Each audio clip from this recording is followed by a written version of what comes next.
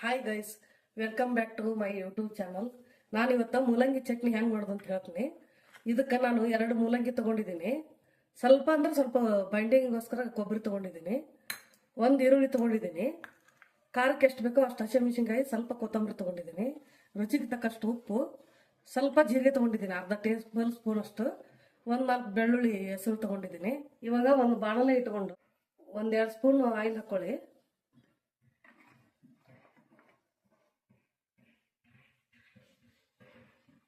ಎಣ್ಣೆ ಸ್ವಲ್ಪ ಹೊತ್ತು ಕಾಯಿಲೆ. ಇವಾಗ ಎಣ್ಣೆ ಕಾದಿದೆ.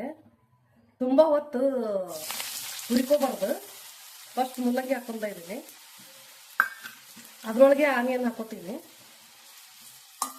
ಎಲ್ಲ ಒಟ್ಟಿಗೆ ಹುರ್ಕೋಬೇಕು. ನಿಮಗೆ ಖಾರಕ್ಕೆ ಎಷ್ಟು ಬೇಕೋ ಅಷ್ಟು ಹಸಿಮೆಣಸಿನ್ಕಾಯಿ ಹಾಕೊಳ್ಳಿ. ನಾನು ಒಂದು 5-6 ಹಾಕೋತೀನಿ. ನಿಮ್ಗೆ ಜಾಸ್ತಿ ಬೇಕಂದ್ರೆ ಜಾಸ್ತಿ ಹಾಕೊಳ್ಳಿ.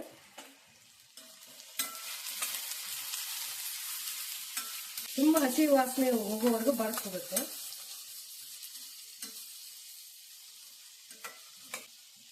ಕೊಬ್ಬರಿ ಹಾಕಿ ಹುರ್ಕೋಬಾರ್ದು, ರುಬ್ಬು ಮುಂದೆ ಹಾಕೋಬೇಕು ಕೊಬ್ಬರಿನ.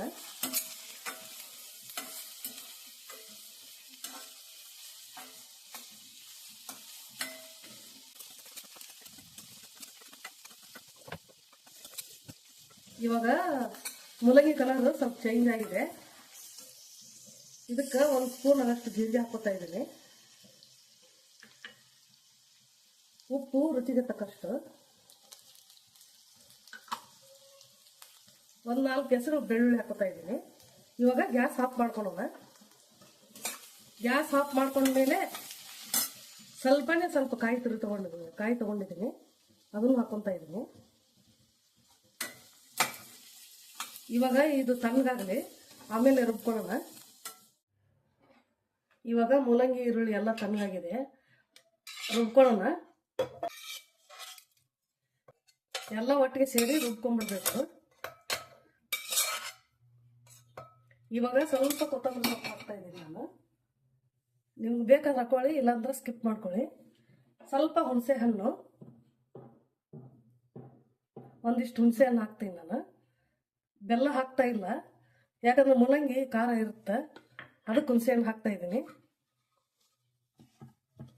ಇವಾಗ ಮಿಕ್ಸಿ ಮಾಡ್ಕೊತೀನಿ. ಇವಾಗ ಮೂಲಂಗಿ ಚಟ್ನಿ ರೆಡಿ ಆಯಿತು. ಇದಕ್ಕೇನು ನಾನು ನೀರು ಹಾಕಿಲ್ಲ, ಹಾಗೆ ರುಬ್ಬಿದ್ದೀನಿ. ಚೆನ್ನಾಗಿ ಬಂದಿದೆ ಚಟ್ನಿ, ಈ ಹದಕ್ಕೆ ಬಂದಿದೆ. ಇದಕ್ಕೆ ಒಗ್ಗರಣೆ ಬೇಕಾದ್ರೆ ಹಾಕೊಳ್ಳಿ, ಇಲ್ಲಾಂದ್ರೆ ಬೇಡ.